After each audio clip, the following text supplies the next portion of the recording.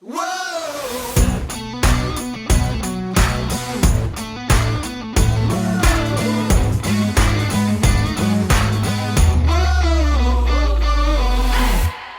Welcome to the What's Up Verdict podcast. We fashion ourselves cinematic judge and jury. My name is JJ Croner. I'm here with my co-hosts, Mattson Heiner. I'll say. Better red than dead. And Alec Burgess. Let's get it. We appreciate you tuning in. Go ahead and hit that follow, subscribe, like, bell notification buttons. Tell a friend about us. Tell a marine biologist about us. Or cuckoo for Cocoa Puffs fisherman. Preferably a shark fisherman. But, tell one of them about us as well as your family. Exciting news. We're back. We have a new month starting, which we'll talk about here in a minute. But we also continued to be sponsored by our friends at Manscaped. So we appreciate that. So just to kind of let you know, we're getting into the sports area. Super Bowl coming up. It's time for the ultimate face-off. The Beard Bowl is here. So as the two best teams square off to see who the champion of facial fuzz is, our friends at Manscaped are prepping everything you need for game day. Manscaped's Beard Hedger Pro Kit is the MVP of facial grooming, offering precision trimming, water-resistant technology, and enough styling options to outplay any opponent. And guess what? You can join the winning team along with the 10 million other men who already trust Manscaped with our special offer. Go to manscaped.com and use code THEVERDICT for 20% off and free shipping, and you can craft your winning look with Manscaped. And since it's talking about the Beard Hedger for the Super Bowl, I did get one. And they do like for us to share our honest opinion. And I'll tell you, when it's the length it is right now, it works great. And I'm excited to see when my beard gets back full length and big and long and mountain manny, if it works real well with the flyaways. I think it will, like the little hang. I will say that if you keep a super long beard like I typically do, it's not great for getting rid of that. It's great for cleanup. It's great for anything about what I'm wearing right now and shorter. So if you're listening, go check it out on YouTube. You can see what I'm talking about. But if you're wondering, it sounds like JJ probably names each individual flyaway. He has relationships with all of them. Yeah, I do, because they annoy the shit out of me. So I appreciate a good beard trimmer like the hedge, the Beard Hedger Pro, because I hate flyaways. I hate when my beard gets too scraggly, other than as long as it gets. So yeah, I love their products. I liked, the lawnmower so much. I was like, I'm going to try the beard trimmer, and it worked really well. Like I said, in certain areas. So I'm keeping it. I like it. So go out and get it. And remember, you can get 20% off and free shipping with our code THEVERDICT at manscaped.com. That's 20% off with free shipping at manscaped.com with our code THEVERDICT, all one word. Gear up for the real halftime show where your beard takes center stage. Hey. Yeah. So with that, let's jump in. It's February, guys, and thanks to Charles, or the Ginge is back. The return of the Ginge. There it is. The return of the Ginge. Hey, okay. Yeah. So he's really taking care of you right now, because he kind of kicked your ass with Birdemic. So he's taking care of you now. But yeah, thanks to our patron, which we'll talk about some more patrons soon later on this episode. I'll let Alec do that. But yeah, thanks, Charles, for the votes. We're doing this month is Go Big or Go Home, JJ. Yeah, I mean, he called it Go Big or Go Home. I just picked movies that I was like, these are kind of out there, and they go nuts. And this one works. We're starting the month off of February with Jaws. It was released June 20th, 1975. It was written by Peter Benchley and Carl Gottlieb. It was directed by Steven Spielberg. Stars Roy Scheider, Robert Shaw, Richard Dreyfuss, Lorraine Gary, Murray Hamilton, Carl Gottlieb, Jeffrey Kramer, and Susan Backlini. It's about when a killer shark unleashes chaos on a beach community off Cape Cod. It's up to a local sheriff, a marine biologist, and an old seafarer to hunt the beast down. So let's jump right into Jaws. I will say a couple things that I've never done. Look, I love Jaws. This is one of my favorite movies just because it's intense, and it frightened me as a child enough that I didn't want to go. I didn't go in the ocean until I was a teenager, because I was like, no. And that was because of Jaws. But I didn't know that this movie was the first movie to be called a quote unquote blockbuster.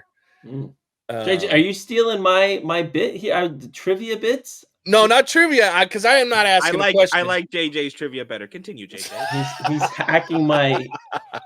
I know our numbers show that everyone loves this segment, so whatever. Just go ahead and take it. Yeah, no. JJ's trivia is more efficient, Mattson, so I'm all about that efficiency. No, I'm not doing trivia. I'm just giving a fact that I did not know, and I learned upon this watch of Jaws. Thanks to, and we are not sponsored by Amazon, but thanks to the Amazon cool facts that they give. Yeah, this was the first movie to ever be coined with the phrase blockbuster, because it had like 60 million people watch it in like the first weekend it was out or some shit like that. So it was nuts. But yeah, Jaws. I really enjoyed this movie. It's a good pick, my friend. Good pick. That was your pick. I know, but I was talking to Charles, my friend. It was a good pick, so I appreciate it because it goes, man. Yeah, Jaws for me is one of those, like, I watched it the first time really as an adult, I think was the first time I ever really watched Jaws. And so I didn't grow up with it. I didn't have that fear. I swam in the ocean for my entire life until I watched this movie. I haven't swum in the ocean since, but that's neither here or there. I think this is that first real kind of thriller, that intense thriller that I've seen. To where you don't see the monster. It doesn't give it away until they're ready for the big reveal. And I think, JJ, you talk about this all the time, is if you show the monster, then it's over. And they do a very, very good job, Steven Spielberg does, and here of keeping you guessing for most of the movie about what exactly is this shark, how big is it, what does it look like. That's what really gets me about this. On that note, that wasn't actually intentional. There was a bunch of mechanical problems with said shark. It's so much so that Spielberg had to take out a bunch of the footage of what he wanted. But as Alec just talked about, I think it helped make the movie. He used to call it the big white turd. Or the great white turd. Sorry. Instead of a great white shark, it was a great white turd because it was so... Matt's over there. Can't use that one now either. Yeah. That one I knew from a long time ago though, because it was funny. And Alec, Jaws was your choice, by the way. I went back and rolled my old texts. This was your movie. There's no way I picked Jaws, dude. I'm telling you, I can show you the text. It was you. It wasn't me. I was in semi-retirement. Yeah, you were in retirement. No, I put the Meg on the list. You put Jaws. No way. I would have put the Meg. No, dude, I'm telling you, I got it right here. Are you gotta be kidding me? No, dude, I'm looking at the text. October 9th. Your list: Jaws, Red Cliff, and The Raid. Those were your 3 over-the-top movies. I'm shocked. I thought I would have put the Meg. No, I put the Meg. I was inspired by your choice of shark movies, so I put the Meg because I thought you want to go over the top. Okay, shark. I'll go big. Yeah, I'll go big or go home. So with that, let's Alec or Mattson. I'll take the kudos then. Okay. Do you have some trivia for us? Let me give you my thoughts on Jaws real fast. When I first came across Jaws, it was kind of in a different manner.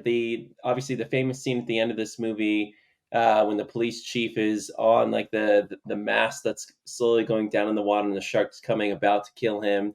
They allude to the air tank. They showed a couple times, like, oh my God, like what's going to happen with that? You've seen enough movies, you're like, well, something's going to happen. But I came across this scene on all shows, Mythbusters. They were doing movie myth busting. And as they always do in that TV show, they just basically try to prove, did this thing really happen? So they took this scene and reenacted it. And obviously, as we know, unfortunately, Hollywood makes things look really cool. And so when you shoot an air tank like that, it does not cause a giant shark to explode in the way that it did, which, albeit unfortunate, I appreciate the way Hollywood showed it off. And that was my first, that was like, I don't know, 15 to 18 years ago. And that's when I first really came across Jaws. I'd heard about it during like Shark Weeks, but I'd never seen it. And then after that, I went and watched it for the first time and was pretty impressed. And I'd heard the music before. I mean, everyone has heard the doo-doo. Like, who hasn't? Come on. Yeah. But it was nice to finally see it all put together. So that was kind of how I was introduced to it. Like Alec, I didn't grow up with it. Knew it was a like historically bar setting movie, but hadn't seen it until like early teenage years. So good movie nonetheless. But with that being said, how many Academy Awards did this movie win, and what were they? I'm gonna say 1 in best screenplay because I don't know any other Academy Awards. I'm gonna say 3. Correct. Oh wow. No, That was screw a you, wild, JJ. that was a wild guess.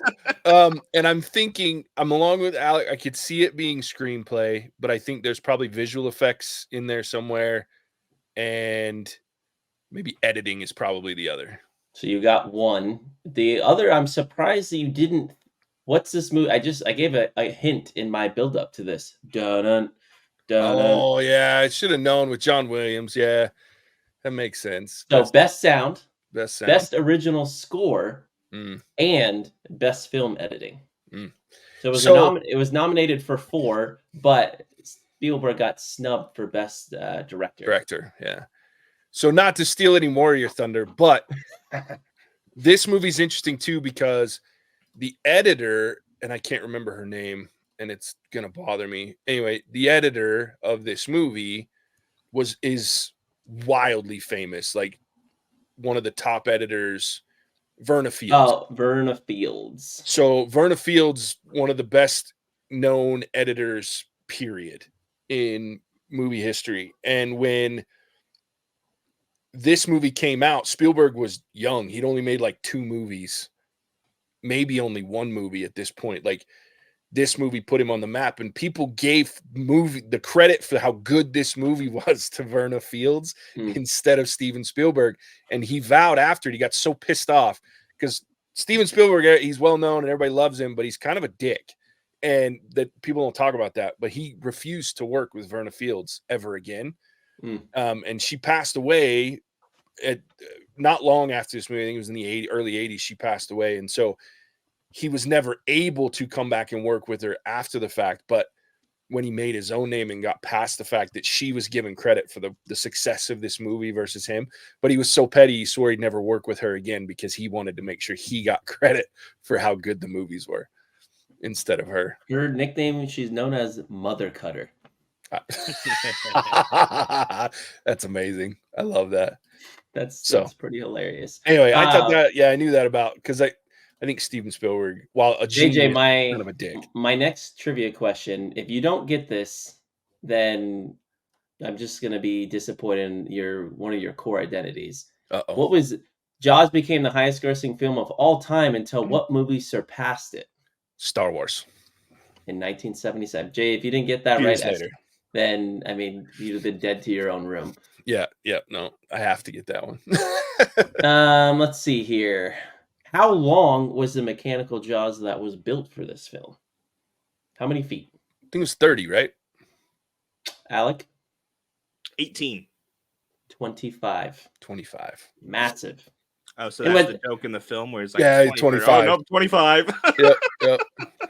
And so I will say, like, this movie and watching this today, it really, and it's somewhere there's Javier just clapping his hands. In a lot of ways, it made me be impressed by Jurassic Park because this movie with the shark, I will say, like, I like the reason I'm bringing up Jurassic Park. The first one is there, and what's the phrase, JJ? There's like a certain thing for physical props that, like, what do they say? Practical effects. Yeah, the practical effects in this movie, I don't think we're nearly on par like Jurassic Park, but I think it's one of those things that paved the way to getting to where we were for like a movie like Jurassic Park. But if this movie were to be remade today with the special effects, and they probably wouldn't have the budget to make it amazing, I still think practical effects, when used in the way that they are in films like this and Jurassic Park and things, and even to this day, it's just a lot better than still at times in the overblown CGI that we get time and time and time again. And I when I watch older movies like this, I'm impressed with how well they hold up when it's been, I mean, shoot, it's almost been 50 years since this movie came out. Yeah. No, I love hearing that because I've been a proponent of practical effects, or at least a combo. I think CGI is a crutch now. Like, filmmakers use it as a crutch. Well, we can just when it affects acting. Sure. Fix it in post. Yeah, exactly. We'll fix it in post. And I'm glad that a Jaws, because we end up with the Meg, which well, wildly entertaining to watch Jason Statham, you know, take on a friggin' 50, 60-foot shark. It's not, there is no intrinsic, you know, cinematic value to a movie like The Meg. Like, you watch it because it's like, oh shit, look at the digital shark eating everyone and everything. Or, you know, The Meg 2, look at the digital giant, all these animals eating everything. Whereas with Jaws, like, and this is one of my favorite parts of Jaws, is that it's tense. Like, it's uncomfortable. Like, the music combined with the setting, combined with the fact that to Alec's point, you don't see the shark really until the end. And then those camera angles of being in the water makes you uncomfortable. And even to today, like, I get a little tense when the sharks come in the first half of the movie to eat. I'm like, fuck, this is uncomfortable and terrifying. And I love that, but you can't, it's harder to recreate that in modern times, I think. I think because the creativity that you had to have and the practical effects and the fact that you couldn't do anything and everything that you want, they had to be creative and they had to go for the right things in movies. And I miss that in a lot of ways. So I love that fact that they had a 25-foot mechanical shark that saltwater ruined that worked perfectly in a test pool in Hollywood. I tell you what I love, Richard Dreyfuss. Oh, he's so good. He makes this movie in so many ways, to the point where main guy Roy Scheider, yeah, he's kind of a stick in the mud, bump on a log. Yeah, lack for a better term. I think he fits the role of Amity Sheriff pretty well. Sure, but leading actor, I wouldn't say he's got the chops for it for this film. When Richard Dreyfuss shows up as Hooper, oh my goodness. Yeah. It takes the acting performance to the whole next level. Yep. Because even the funny little side things he does are hilarious. To the point where he feels like this out of touch with reality marine biologist. Yeah. Psychopath that comes in, and I love it. I love every single second that he's on screen. Agreed. Yeah, he's wonderful. And I love Quint too. Like, Robert Shaw kills it. And the fact that they didn't like each other on set, like, they actually, Richard Dreyfuss and Robert Shaw hated each other on set. So they were constantly pissing and moaning at each other. So the tension there is real. Even though Dreyfuss now, well, you ask him, he's like, oh, we didn't hate each other. And fine, you don't hate each other. But time heals all wounds. Yeah, and the fact that Robert Shaw's, passed on. But, like, Robert Shaw was kind of he's a wacko too. Like, the guy wasn't allowed in the country, and I'm probably stealing more of Mattson's thunder here.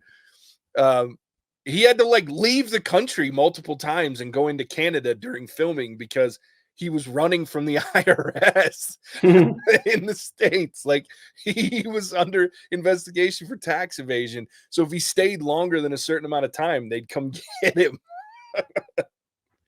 Robert Shaw. But he's mine. So to kind of counterbalance with you, Alec, like, Quint, the back half of the film, even as good as Richard Dreyfuss is, because he does carry a lot from, like, a charismatic perspective of this film. To me, Robert Shaw is the real star of this movie, along with the shark, because that guy can twist from cuckoo for Cocoa Puffs, laughing, joking, bossing people around, to that serious speech where he talks about the Indianapolis that you're like, oh shit. Like, and he wrote a chunk of that. So is he supposed to be like a version of Captain Ahab? Well, funny that you say that, because one of Spielberg's thing, like, the guy that was supposed to direct this movie, and I don't know who it was, they booted his ass off because as they were meeting with him about it, he he said something about a whale. And they're like, if you can't tell the difference between a shark and a whale, we don't fucking want you. So he got fired, and that's how Steven Spielberg came to come into the movie. But, like, they changed the end of the movie or the book, because this was originally a book. They changed the end of it, and the whole exploding shit that you were talking about, Mattson, and, like, that, obviously they knew it wasn't real. The writer of the book was like, this is horse shit. He was pissed, and he co-wrote the movie, the screenplay, and he was pissed. Like, they got in fights and they actually ended up canning his ass. And that's why Gottlieb came in and finished writing the movie, because he's like, that doesn't work that way. It's unrealistic and people aren't stupid. And Spielberg was like, no, I'm going to hold their attention for 2 fucking hours to the point that they'll believe anything that I show them. I was like, this fucking prick. It's one of the most famous lines he has when you hear about, like, when you dig into Spielberg and how much of kind of an arrogant prick he is, which good for him. He's a genius. But like, that's one of those famous lines where he's like, I'll get people to believe whatever I want them to believe, because that's how good I am. And the rest of this movie is. But he was so pissed, and the way that it all ends, that there's a lot of connections to Captain Ahab and other, and then like, oh God, what's the whale? Fuck. Moby Dick. Like that they made some changes and writing changes to try to distance it a little bit from Moby Dick. Yeah, because he definitely has Captain Ahab vibes, and which at times I appreciate, but he's like that hard ass that has been grizzled by time and is willing to push the limits, the risk, doesn't care about the engine, doesn't want to listen to the young guy, the educated young whippersnapper, and is there when he fails, like, experience over academics any day of the week. Yeah. And he's nuts. He's absolutely cuckoo for Cocoa Puffs. But I like too, like the way he dies, they changed that, because in the book he drowns. So in the book, Quint gets caught. He shoots a final spear into Jaws, and Jaws takes off, and it wraps around his leg, and he pulls out a knife to cut it, but he gets dragged under and he drowns. Spielberg rewrote it and changed it to where he gets eaten, because it fits the narrative of the worst thing that could happen to this character based on his experience from the Indianapolis. So I was like, oh, that's brutal. And it's uncomfortable to watch him. Like, it's the most brutal scene in the film, because you see all of it. It's not just like a dragged underwater, leg floats to the ground, water turns red. Like, you see this man basically get eaten on camera, which is just, you're like, oh God. And you like him so much, at least I do, that you're like, son of a bitch. Didn't want him to die. But that's, I think, the cool part, and this goes back to some movies that we talked about. This isn't a shark movie. This is a movie about this group of characters that are hunting a shark, right? And are dealing with a shark. And I think movies get away from that so much. So like, the center needs to be this digital shark, or it needs to be this character that I don't actually care about. It's the humans that are dealing with this crisis that I care about. And you don't see that enough. And that's just good writing to me. In this movie, I care about these characters. As wooden as Roy Scheider is sometimes, as Chief, like, I still care when he's sitting on the edge shooting. I'm like, hit the fucking canister. Hit it, fucker. Because I don't want him to die, right? So anyway, it's just a testament to how good that's why I like older movies more than a lot of the newer movies, because there's very little depth in most new movies these days, unfortunately. Couldn't say that again. All right, another fun fact. Yes. How long was this movie supposed to take filming wise? How many days? And how many days did it take, actually? Supposed to take 33, took 95. I'm going to say it was supposed to take 45, because that was a typical 80s shooting, was 45. They scheduled it for 55. It took 159 days. The budget was $4 million. It ballooned to $9 million, and the crew started nicknaming this movie, instead of Jaws, Flaws. Well, I know Spielberg left before it was done filming. Oh, did he really? He was actually on a plane while they were shooting the final scene with him in the water. Like, he got on a plane and was like, fuck it, I'm out. That's hilarious. And JJ, to your point, the crew is who named the mechanical shark the Great White Turd. Oh, was it the Spielberg crew? named it after his lawyer, Bruce. Nice. That's funny. Which I could see how annoyed they probably were if they were supposed to be done like 100 days before. That's a lot of, especially in the 80s, like 70s rather. That's a long filming schedule. I mean, that's like more than a third of the year. Yeah. Most filming schedules back in the days were 30 to 50 to 30 to 60, the biggest in filming. Like, that's 150 days. That's a long ass time. Damn. I'd be pissed too. But yeah. So, I don't want to steal Mattson's thunder, but You're good. I've exhausted the trivia that I wanted to give. Oh, well, good. Quint was originally auditioned, and like, so the reason that Spielberg said yes to making this movie is Robert Duvall and he are good friends, and Duvall convinced him, told him you should make this film. Then Duvall turned around and pitched himself as Quint. And Quint and Spielberg said, you're too young at the time, but he offered him the part of the sheriff from Roy Scheider's character. Duvall turned it down because he thought it would make him too famous. I was like, could you imagine in Scheider's part Robert Duvall? That would have been dope as hell. That boat scene would have been hilarious with Dreyfuss doing and Quint being like, chum the line, and then that's Duvall. That would have been hilarious. Yeah, could you imagine Duvall trying to be the level-headed human being on the boat? No, I can't. Yeah, I thought that was so interesting. But that's how it was supposed to go. But that's why you took it. It was fun to see Dreyfuss in this because I haven't seen him in a ton of things, but one of my favorite movies of all time, close to it, is like What About Bob? Love that movie. It's a great One movie. day we should watch that. But I really haven't seen a lot of movies, or at least ones that I can remember, except the What About Bob? And so to see him play something that was on like the serious end, more dramatic, to an extent, was and a lot younger as well, was interesting to see, because I typecasted him into literally that one role, and to see him play something else and to do it quite well, to be honest, albeit he still had some like a funny moment on there. I was pretty impressed with, and there's probably some other movies I need to watch with him in it. There are a lot, actually.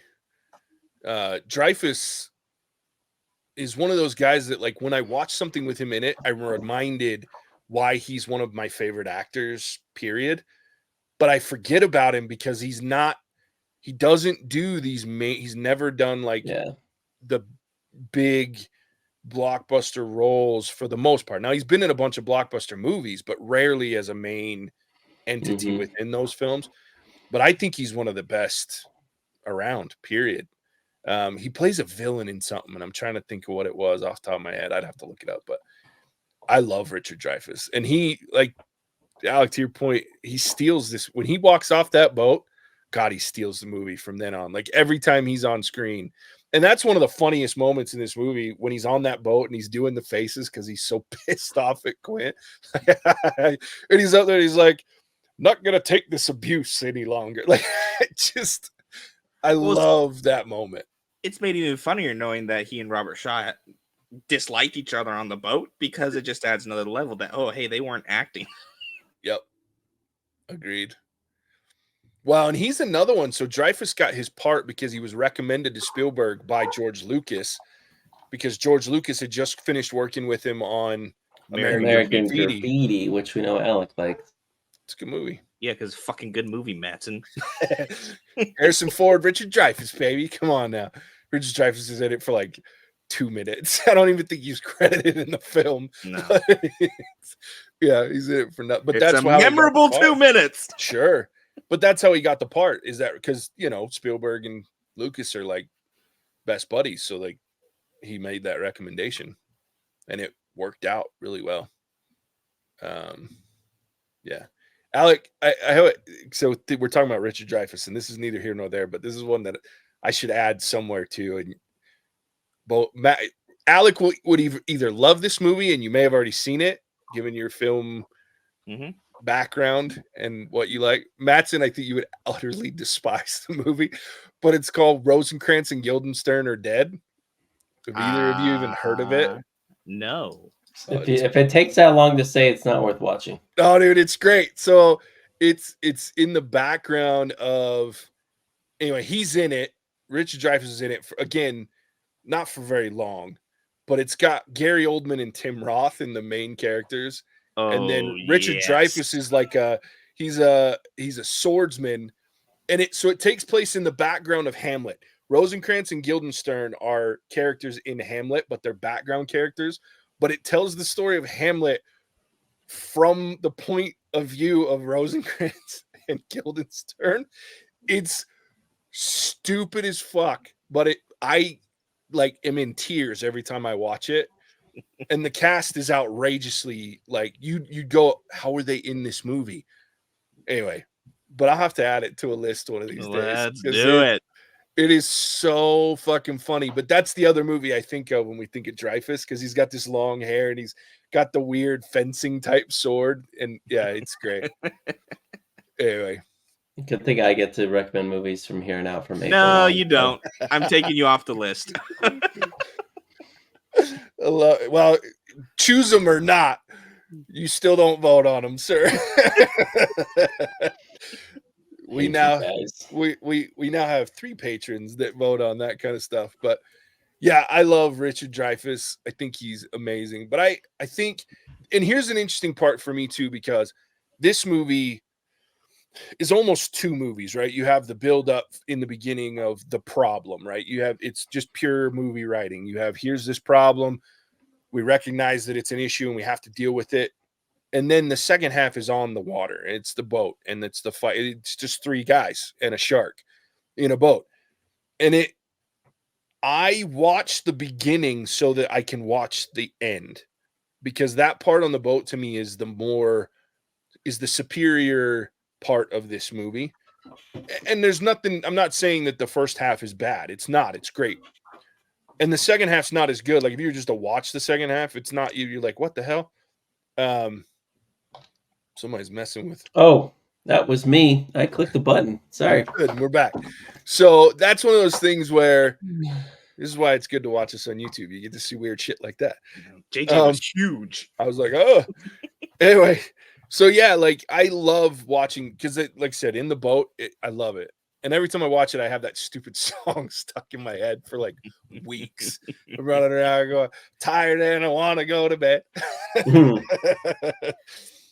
So anyway, I just really love this movie a lot. But it's also just like Richard Dreyfuss. It's a movie that I forget about a lot. Like it's not a movie that I'm like, oh, I'm gonna go watch Jaws. But every time I watch it, I'm very happy that I did. So yeah, the first half of the film for me, I like the human condition, right? Mm-hmm. Part of it, where you have clear shark attack. And then you've got the whole kind of politics that go with it, and the leadership in the town's like, well, I can't do this, bankrupt the town. We're a summer town, like we need this revenue. And you have this human condition going back and forth. That really sets the stage for the boat scene. Yeah. Where you have, it's all hands on deck, stakes are high type of a thing. So that's the only thing that gets me through the first part of the movie is like the back and forth with the mayor character. I don't know who plays the actor who plays him, but that to me is the real kind of thing I have to focus on, because the beach scenes kind of slog a little with what's happening. Not necessarily from a pacing or a filming point, but I know what's coming. Yeah, and it's I got to get through the first part to go to the second part type of a thing. Fair. That's a good point. Like you really do hate the mayor, but I could also see like it doesn't. It makes sense. The jump there is not too far. And I mean, I could see someone be like, you know what, we can't close the beaches. Yeah. I will say, and you guys tell me if like I'm just being hypercritical, and I might be, but one thing that does bother me about, and especially the older I get about this movie, is that there is a lot of unrealistic shit. And not just like, I'm fine with the shark explosion. That's a cool ending. Just spearing it or whatever, that doesn't work for me. Like you have this much buildup, you have to do something wild. But like there are things where, and I think in a more realistic fashion, right? So this movie like created a huge spike in shark fishermen, right? Like everybody wanted to go fish for shark after they watched this movie for a long time. Then there's like the hysterics of people going into the ocean, like when I was a kid, because they were afraid of shark attacks. And while shark attacks happen, and they're actually becoming more prevalent nowadays than they especially were back then, but they weren't.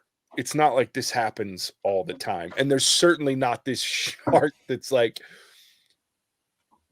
stalking a boat. And that's where like the Jaws series of movies gets a little wild after this one, because like there's like a whole revenge plot for Jaws. Like it's stupid as fuck. But like I do have an issue like swallowing the belief system of, look, I know that sharks are like the most efficient killing machines on the planet, or one of them, but they're not this malicious, like, while they said some true things, like you can starve them, keep them out of that feeding ground, and they'll leave. The other piece of it is it's not going to just swarm this boat, because especially after it gets shot with 3 spears and it's had this, some bitch is leaving, you know? So like, I have a hard time, but I'm also, I think sharks are cool. Because my only suspension of disbelief is when it keeps hitting the boat and then it destroys the back of the boat and comes on, and it's like right there, and then swims backward with its gills underwater. Yeah, it swims backward, but then it eats. I'm forgetting his name. It eats the captain, and I'm like, it's just. I'm like, well, yeah, I guess he could rock the boat and he'd slide in his mouth. I don't know. There's a lot happening there. I'm like, well, I don't know. Because it's hard, because it acts like a serious movie, but then towards the end, I mean, it does get more outlandishly like, okay, and they're trying to show this is like a super shark, and it's fine, but yeah, I mean, I don't know. When I think about it after the fact, I'm like, but while you're watching it, it's quite entertaining. Oh yeah. I just love the fact that Jaws is the biggest motherfucker on the ocean. He's gonna take on anybody. Yeah. Yeah, and don't get me wrong, like a 25-foot great white is as big as there's theories that there's a 30-footer out there, but like the scientifically, the bigger suspension of disbelief for me is that you have islanders, clear water going sons of bitches who are like, I'm gonna stick 8 people in a dinghy and go hunt sharks. Yeah, and go hunt a shark. That's true. Like, that was the biggest thing. Like, oh, okay, yeah, no, you guys definitely did not grow up anywhere near water, because you would have been in a boat your entire life and know. Yeah, that doesn't work. And they're packing lunch too. Yeah, it's great. Yeah, so there is some, to your point, Matt, the way to use the correct term. The suspension of disbelief has to be there at parts during this movie, but I get over it because I'm just so intrigued by the dialogue and the characters and the fact that the music, gotta mention, you've already talked a little bit about it, but John Williams, good Lord, what a, there's very could few, do so much with so little. Yeah. Well, and so I was a band nerd in high school too. And so we did Jaws. We did like a concert, was all movie music. John Williams is no joke, dude. Like we did 3 John Williams song, like pieces. We did Jaws, we did Star Wars, and then we did Indiana Jones. And all 3 of them are brutally hard to play. Like, they sound so simple, but I'll tell you what, I played to, so I got to do the wah, wah. It gets to the point in the middle of that song, once the bon part's gone and there's actual music, the tuba part's like stupid, because it's still going, but it's going at like max speed and it's all syncopated. And I'm like, I remember like throwing my sheet music at my director going, this is bullshit. Like, nobody can play this shit in high school. Are you kidding me? So like, I have a weird respect beyond just how good his music is for John Williams. But like, to your point, 2 notes creates one of the most suspenseful feelings, period. And it's probably top 5 most recognizable pieces of music in at least cinema history, if not period. So I love it. And the real funny part is, have you guys ever seen what the opening scene is without the music? Yeah. Like, I love that when people are like, no, seriously, like, you want music and sound and really like give credit to sound guys and everything. Take the music part out of it. Oh yeah. It's fucking ridiculous. Yeah. It's horrid. It's and that's terrible. True for most movies, but this one really stands out. And there's a couple on the boat too, because they get that part that comes every time you take it out, and it's not good. Like, you're just like, oh boy. Yeah. So once again, props to editing. Yeah. Love it. All right, should we rate it? Let's do it. Okay. Alec, it's your movie. I You guess start it's us my off, movie, buddy. so I get to go first. I didn't even know I picked this movie. I thought I picked Meg, but Jaws is always going to be a 5. Perfect movie. I enjoy Jaws. I will never say no to watching Jaws. I will never go swimming in the ocean ever again after I've seen it, but that's neither here or there or important. 100% of 5. I love this movie. Will watch again. Nice. Mattson, go ahead, buddy. 4.5. Good movie. Incredible. I mean, score. I think most of the acting is top notch, but for me, at times it feels a little lackluster and slow. And there's really great parts of this movie, but there's parts in between with the buildup that, as JJ kind of said it best, it's kind of 2 movies. The latter half, the second movie with the boat and everything that happens, they're phenomenal. I mean, that's where you want to get to, and I feel like you've got to slave a little bit to earn the prize of the boat trip and the battle with the shark, and because of that, just getting to that point. I will always rewatch Jaws. It's great, but getting to that point always, to me, feels like a slight bit of a slog, but the payoff is so great. Yeah, I'm actually a 4.5 as well on this one. And I think the scene that I think about the most is when I bounce between 4.5 and 5, and what would as odd as it is, because I love those thoughtful pieces of movies where we get character development. The part where Roy Scheider, the sheriff, is sitting at the dinner table, and I'm supposed to be feeling for this man who made incorrect decisions based on political pressure. I don't. And even though they're trying real hard to get me to feel for him, I love the moment when his son is, mimicking him, and it makes him feel better. But everything that leads up to that point where he's just kind of not eating, and it pulls me out, and I don't believe it, and I don't care. So in that moment, I know they haven't done what I want them to do up to that point. It's after that moment when we get out on the boat that I'm like, okay, now all of the slow parts at the beginning have paid off. But that part bothers me so much. Like, I actually skip it. Like, I hit the 10-second forward button because I want to feel something in that moment, but I don't. And I'm like, that bothers me. And I don't know if that's Scheider's problem or if it's just the fact that, to Alec's point, we've had so much political mayhem going on that your remorse means very little to me because you made some wrong decisions. Now you're going out to fight your fear of water on a boat, dealing with 2 cuckoo for Cocoa Puffs human beings.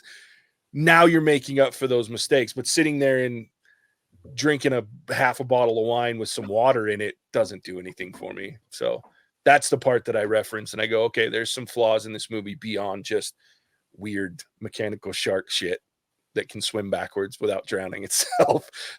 So 4.5 with me, but I will watch this movie anytime. It's still as close to perfect without getting there for me as you can. So love it, love it, love it. Alec, tell everybody where they can find us, my friend. Happy to, JJ. Thank you for tuning in to our review of Jaws. This is week 1 of Go Big or Go Home, and this movie definitely went big. Thank you to our lovely patron Return of the Ginge for voting on this one. Shout out to our new patrons, Will and Richard. Thank you for your support, and we are happy to have you joining in on our monthly votes and quarterly picks. Maybe less so on those, but we're excited for it all the same. Did you agree with our verdict on Jaws? If so, let us know in the comments below, and tune in next week for the next movie. With that, I'll kick it back to the Maharaja of MASH, the mauling monarch, Ajay Jai. So I have to enlighten you here a little, Alex. So we got to say his whole name. His name's Will Carlson. Will Carlson. And the reason you have to say it is because that's the main character in this debacle of a movie that he's making us watch. That's why he named himself after the main character of that particular movie, which, if you want to get in on us watching this movie that's going to give nightmares and hurt souls and maybe cause real mental anguish. Oh gosh. Join our Patreon and you can listen. It's and watch us talk about it. But yeah, thanks, Will Carlson. You dick. Thanks for the new people that have joined. Yes. But at the same time, the torture, Rich, whatever, you're my new favorite because I hear that you're going to be just a little bit better than some other people. You better knock on some wood real fucking quick. As I was saying, don't tempt Rich because he could turn on you real quick. He won't, but he could. I need him. Yeah, he'll keep it balanced, I think. But yeah, we love our new patrons. Thank you. Come join us. There's lots to be there. We're growing all around, so we love it and we appreciate it. And with that, as always, we do appreciate you tuning in. We'll catch you on the next one. Bye. Hasta la vista, baby. Cinemagic out. Whoa!